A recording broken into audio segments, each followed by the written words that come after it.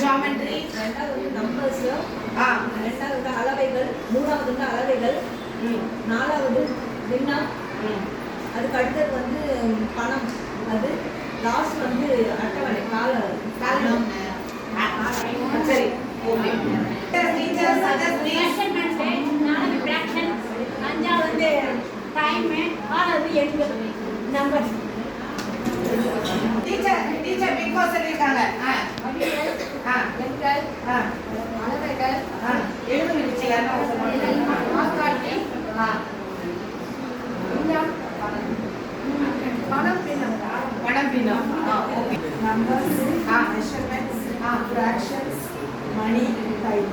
மணி time பார்க்க சொல்றாங்க. எண்கள், பணம், பின்னங்கள், காலம் மற்றும் பின்னங்கள், அளவைகள். லாஸ்ட் அளவை. லாஸ்ட்